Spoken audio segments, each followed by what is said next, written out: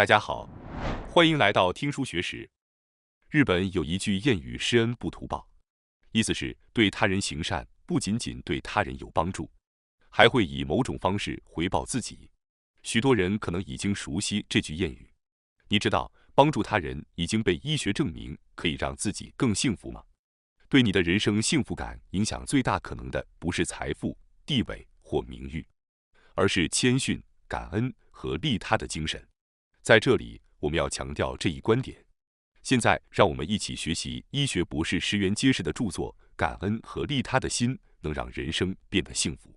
当你去参拜神社或寺庙时，你可能会在心中向神明或佛陀表达以下感激之情：感谢您让我平安迎来了新的一年，拥有健康的身体，尽管经历了各种挑战，但我依然保持健康。我们能够活在世上，并非理所当然，而是由于神明或佛陀的庇佑、家人和周围人们的支持，以及从自然中获得的恩惠。因此，我们应该定期前往神社或寺庙，为受伤、悲伤或困境中的人伸出援手。在享受自然的恩惠时，要怀有感恩之心，以表达我们的感恩之情。我们在享受食物时会说多谢款待，表达感激之情。同时，我希望我们不要忽视那些一生中最亲近且一直在支持我们的身体器官。这些是使我们的生命活动成为可能的组织、器官和器官系统。它们相互协调，在整个人生期间不知疲倦地工作，以保持身体的健康和生命。手脚的动作并不是为了手脚本身，而是为了身体。它们帮助我们移动、抓取和操作物品。当物体飞向自己或即将摔倒时，手脚会成为盾牌，起到保护身体核心的作用。胃肠不是为了自己消化和吸收食物，而是为了给身体各个器官和组织提供营养。心脏不是为了自己输送血液，而是为了将血液输送到全身各个角落而持续工作。血液中的白细胞不是为了自身而排除外来入侵物或杀死体内的癌细胞，而是为了维持和增强身体的免疫力。由此可见，身体内的细胞、组织和器官都在为他人服务。换句话说，我们的身体是由利他的行动所支撑的。因此，既然人体是基于利他而存在的，那么由个人组成的家庭、社区、社会和国家也应该能够通过每个人的利他行为而顺利运作。你不觉得是这样吗？让我们来回顾一下利他的定义。一、利他意味着优先他人利益而非自己的利益。二、意味着将他人的利益放在首位，优先考虑他人的幸福。如果每个人都能够采取利他行为，那么社会中的仇恨、嫉妒、人际冲突、犯罪，以及国家之间的争端和战争都会消失。世界上所有人都会变得更加幸福。如果我们的器官中有一个停止工作，无法继续支持身体的存活，那么我们将无法维持生命。同样，如果群体中没有人愿意采取利他行为，那么群体的和谐和稳定将难以维持。也就是说，当人们只追求自身利益时，事情往往会变得不顺利。正如开头提到的，利他主义能让人生更加幸福，这在医学上有明确依据。如果这段视频给您带来了启发，希望您通过日常的利他行为提升自己的人生质量和幸福感。今天的视频将重点探讨书中我个人认为重要的观点，有兴趣的朋友可以亲自阅读全书。现在让我们一同深入探讨这个有趣且深刻的话题。今天的主题包括：第一章，医学上的证据表明，若想过上最好的人生，我们应该始终保持感恩之心，并对他人付出。第二章，对他人友善、懂得感恩的人都能获得幸福。第三章，我将解释感恩和利他之心如何为你创造幸福，为重要的人们创造幸福，并为世界带来幸福。让我们现在立刻开始探讨这个有医学依据的观点：要过上最好的生活，我们应该始终保持感恩之心，并服务他人。当你帮助别人或做了好事时，你会有什么样的感受呢？这个问题可能有点多余，因为大多数人的回答都会非常相似。美国曾进行了一项关于帮助他人时感受的调查，有3296名受访者参与。研究结果由阿兰·卢克斯在他的《善行的疗愈力量：帮助他人的健康和精神效益》一书中发表。调查显示，接近80%至100%的人表示他们感到愉悦和积极。他们还描述了自我肯定的感受、内心的温暖以及幸福等正面情绪。当你帮助他人时，你一定曾经历过那种令人愉快、内心温暖和幸福的感受。那么，如果不是你亲自行动，而是看到别人做出善行的情况呢？例如，当你在电视上看到有人被救援、从交通事故中解救出来时，你可能会产生这个世界上还有这么好的人这样的积极情感。这样的场景会激发出积极的情绪。这种在帮助他人或目睹他人获救时产生的积极情绪被称为助人者的兴奋感。喜欢跑步的人可能特别理解，当跑了几公里后，人们会逐渐感到舒适愉快。这是因为大脑分泌出使人心情高涨和幸福的激素，比如贝塔内啡肽。这种状态下，人们会产生一种愉悦感，被称为跑步者的愉悦感。当我们体验到助人者的兴奋感时，大脑会分泌让我们感到幸福的激素，这和跑步者的愉悦感非常相似。不论是亲身去帮助别人，还是看到他人做出善事，只要使他人快乐或得到帮助，我们都会从内心感受到愉悦。这表明人类天生具有利他主义的特质，帮助他人、行善带来幸福的感觉。这已被医学证明。英国生物科学家大卫·汉密尔顿在他的著作中提到了行善的积极效果，包括1. 行善带来幸福；2. 行善增强心脏和血管健康；3. 行善具有抗老化效果；4. 行善改善人际关系；5. 行善的影响会不断传播。这些效果的产生是因为当我们对他人行善时，大脑会分泌出催产素这种激素。催产素原本用于帮助子宫收缩、预防分娩后出血以及促进乳汁分泌。然而，近年来，催产素在提升人类幸福感方面的作用逐渐得到认可，被称为爱之激素或幸福激素。当我们对他人友善时，催产素的释放会带来幸福和愉悦。通过帮助他人，我们获得的益处往往超出预期，并最终回报到自己身上。美国实业家瓦纳梅克先生曾说过，为他人奉献实际上就是为自己奉献。这一点在医学上得到了验证。为他人奉献可以用利他一词来概括。根据字典的定义，利他是指为他人提供利益，并将他人的幸福置于自己的利益之上，坚持利他之心的生活方式，即利他主义，是一种考虑他人利益和幸福的行为方式。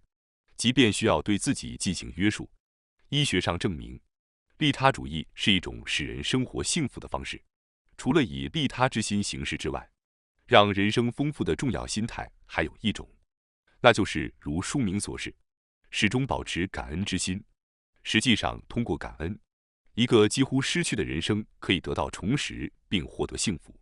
这里我想介绍一位因发现压力而获得诺贝尔医学奖的加拿大科学家汉斯·塞利耶博士。塞利耶博士将外界的变化和精神上的兴奋引起的刺激以及身心的负担称为压力源，并将由此产生的身体变化称为压力。他在他的压力学说中解释了持续的压力会导致疾病的产生。此外，世界知名的免疫学家安保彻博士从现代免疫学的角度进一步解释了塞利耶的压力学说，指出过度的压力会引发癌症。塞利耶博士在晚年患上癌症，他将其归因于自己理论中所提到的压力。西方医学治疗对他而言并不合适，他选择通过消除生活中的压力来克服癌症。在尝试了各种方法后，他得出结论：保持感恩的心态是减少压力的最佳方法。塞利耶博士提到，虽然人们的感恩之情可能微不足道，西方人相对缺乏东方人特有的感恩之情，然而正是这种感恩之心让人内心平静，最能缓解压力。他每天生活中怀抱感恩之心，最终成功战胜了癌症。他的感恩对象不仅局限于家人、朋友、导师等身边的人，还包括自然、神明以及自己所处的环境。他对一切事物心怀感恩，包括与自己人生相关的所有人、所有生物、无生命体、环境、神明、祖先等看不见的事物。心怀感恩能够带来内心的平静，并激活副交感神经系统，使身体进入放松状态，从而消除压力。最终，白细胞中的淋巴细胞变得更加强大，免疫力得到提升，预防体内不适、疾病和感染的发生，提高恢复效果。这一点已被医学证实。因此，怀抱感恩之心是预防癌症和疾病的最佳习惯。东京帝国大学医学部出身的医学家岩谷信乃医师在2002年出版的《100岁的人生智慧》中提到，在活了100年后，他总结道：保持乐观向上，不抱怨，心怀感恩，并坚信一定会成功，那么你的人生就能100%实现。要让你的人生幸福，除了始终保持善良和亲切之外，要对别人的善意表示感激，不仅在别人给予你帮助或你有幸运的经历时表达感谢，更重要的是，在日常生活中始终保持感恩之心，对周围的人、事物，对自己所处的环境、境遇，以及心灵的支撑和生活的目标，都要心怀感恩。通过感恩和利他之心，人们可以实现自我幸福。由于医学上的依据，我们更应该保持善良和亲切。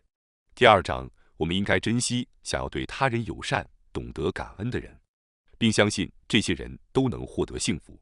在你身边，是否有让你觉得总是以自我为中心的人？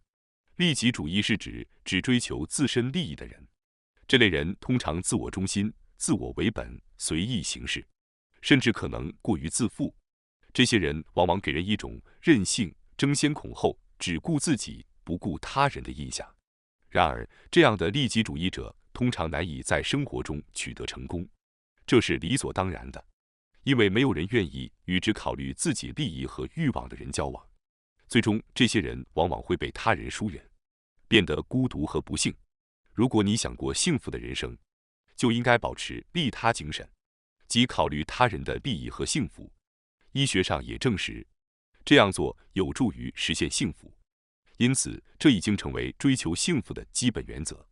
你可能会思考自己是否能迅速变得善解人意，或者可能过去没有表现出足够的善意。但只要你意识到这一点，你就可以开始改变，变得更加善良、体贴。观看这个视频后，你可能会感到一些担心，但从现在开始，你不必再担心了。你之所以产生这种担忧和反思，至少说明你是一个善良的人。要让他人感到快乐，不需要做出巨大的改变。你可以从今天开始做一些人人都能做到的事情，比如打招呼，这是一种利他的行为。打招呼虽然字面上看似复杂，通过打招呼，我们可以拉近彼此的距离，像早上好、请多关照、对不起、辛苦了、初次见面、再见、谢谢等。这样用明朗的表情、清晰的声音和愉快的语气互相问候，会让双方都感到愉悦，提高彼此间的信任感。如果你以前没有特别注意这些，现在可以从打招呼开始，这是一种简单的利他行为。还有一点需要与你分享，无论你是家庭主妇还是从事其他工作，无论你对自己的工作是喜爱还是厌烦，工作本身都与利他相关。通过工作，你在为他人和社会做出贡献，这也是一种利他行为。在生活中，为了维持生计，你可能会消耗体力和智力，将自己的时间投入到工作中。你是否对劳动抱有负面的看法？但请稍微思考一下，通过你的工作，你必定在为某个人或整个社会做出贡献，你还能养活家庭，过上幸福的生活。而且工作本身就证明你是健康的。想到这些，你难道不会觉得工作和自己作为一名劳动者是值得赞美的吗？即使你无法直接看到结果，你的工作已经让某个人在某个地方感到高兴，或者得到了帮助，这种想法至少会让你比以前更加有动力，心怀幸福地投入工作。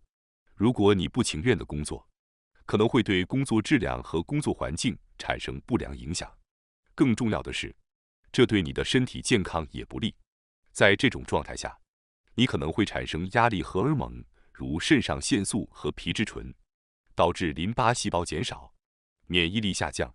此外，精神不稳定、心跳异常、血管收缩、血压升高等问题可能会出现，这增加了患病的风险。因此，让我们对自己在目前工作中的努力给予赞美吧。如果你对工作感到不满，这种情绪可能已经在你的态度和与他人的交流中表现出来。相反，如果你相信自己所做的工作是天职，感受到工作本身带来的喜悦，并且通过工作帮助他人，那么你可以以积极的态度投入工作。这种做法能够激活迷走神经系统及副交感神经系统，带来精神的稳定，淋巴细胞增加，免疫力提高，心跳恢复正常，血管扩张，血压下降。最终，这将降低患病的风险，保持身体健康。换句话说，相信自己的工作对他人有益，某个地方有人因为你的工作而受益，这种想法能实际改善你的精神状态，提高免疫力，带来健康效果。正如我们所知，我们的思维方式对现实生活产生了巨大的影响。请大家从现在开始，不要再勉强工作，也不要再认为工作是令人厌烦的。相反，请关注工作中的积极面，例如通过工作帮助他人，或是发现工作的乐趣之处。通过打招呼等行为可以实现利他，工作本身也与利他相关。因此，请大家意识到这一点，并在未来继续增加利他行为。同时，不要忘记感激他人的工作，让我们能够享受健康、愉快的时光和便利的生活。例如，在吃饭时，我们并没有自己种植或捕捉食物，因此我们应该感谢农民、渔民以及其他从事初级产业的人们。通过在日常生活的细节中发现感激之情，我们会变得更加幸福、更加健康。接下来第3章，我将解释感恩和利他心如何让你的人生越来越幸福。答案很简单，拥有感恩之心能让心灵宁静，激活副交感神经系统，使身体进入放松状态，这有助于缓解压力，提高免疫力，让身体和精神保持健康。此外，善待他人让人感到幸福，这也是人类的本能。通过让他人感到快乐，身体会分泌被称为爱之荷尔蒙的催产素，让身心更加健康。这一事实在医学上得到了证实。因此，感恩让我们变得幸福，利他之心让我们的人生更美好。对这种说法持怀疑态度，或认为这过于玄妙的人，应该改变自己的想法，并从现在开始培养感恩和利他之心。每天都要记得感恩我们得以生存的现状，以及支撑我们生活的所有人、其他生物、物质和事物。同时，不要忘记保持善良的心态，走向幸福的人生。作者通过本书，希望让大家了解许多值得尊敬的利他主义者，他们在困难时期帮助他人的故事令人感动。听了这些故事，你肯定会对他们的生活方式感到钦佩，并受到极大的鼓舞。今天我将分享一个让人印象深刻的故事。你知道山原千亩吗？他毕业于日本俄语学校，并进入外交部。在1939年至1941年间，他在立陶宛担任日本领事的代理。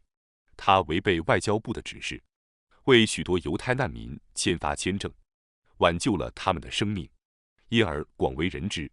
据称，他签发了2000多份日本过境签证，拯救了6000多人的生命，使他们免于纳粹的迫害。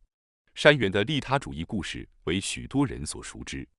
获得山原氏签发的签证的犹太人后来前往日本，并从日本转往美国、澳大利亚和加拿大等国家。然而，他们的故事并不为人所熟知。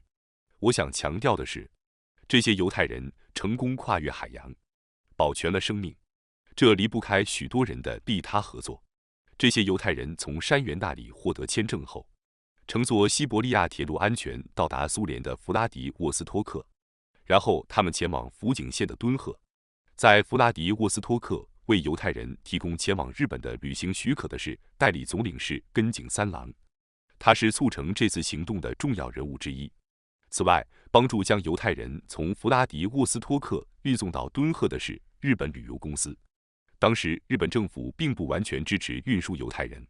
然而，在美国犹太难民救济协会请求协助犹太难民的运输时，日本旅游公司的最高负责人接受了请求，这体现了利他主义的精神。当运输船抵达敦贺时，敦贺的居民热烈欢迎犹太难民，并为他们分发食物，这正是利他精神的具体表现。由于许多人的帮助，许多犹太难民得以获得拯救。自从山原千亩开始发放签证以来，许多富有同情心的日本领导人和民众共同帮助犹太人，通过日本前往美国、加拿大、澳大利亚等国家，继续他们的生活。据估计，这些犹太难民的后代总数超过10万人。在犹太难民的逃亡过程中，还有一个动人的故事。事实上，仅靠山原千亩发放的日本过境签证，并不足以让犹太人决定前往日本。日本只是一个过渡地点，而最终移民的国家是别的地方。在这个时候，荷兰政府和一些荷兰公民为犹太难民提供庇护，帮助他们避难，并抵抗纳粹的迫害。尽管荷兰本身也受到纳粹占领，但许多荷兰人勇敢地站出来保护犹太难民。不仅是政府官员，还有来自荷兰、丹麦、挪威、波兰、保加利亚等国家的普通民众也努力拯救受迫害的犹太人。他们冒着自己和家人可能被纳粹杀害的危险，藏匿犹太人，护送他们到边境，并帮助他们逃离。法国的勒尚博村有一位基督教牧师组织村民们一起，合力隐藏了许多犹太人。这些人冒着牺牲的风险，为他人挺身而出，他们的利他精神体现了人类的善良本性。山原千亩和其他日本人拯救了许多犹太难民的故事，与犹太人对日本的亲近感情有密切关联。在2011年东日本大地震时，全球各地的犹太社区纷纷向日本伸出援手，犹太人至今仍然铭记着对日本人的感激之情。这些利他和感恩的故事，让我们对这些事实有了更深入的认识，可能会让你感到欣慰和敬仰。我们每个人都应该像这些故事中的利他者一样，心怀感恩与利他之心，彼此扶持，共同生活。这样一来，人人都能过上幸福的生活，世界也会变得更加和平。感谢大家收看今天的节目。如果你喜欢我们分享的内容，记得点赞、订阅并开启小铃铛通知，第一时间获取我们的更新。在下次的节目中，我们将继续为大家分享更多有益的书籍。再次感谢大家的支持，我们下期再见。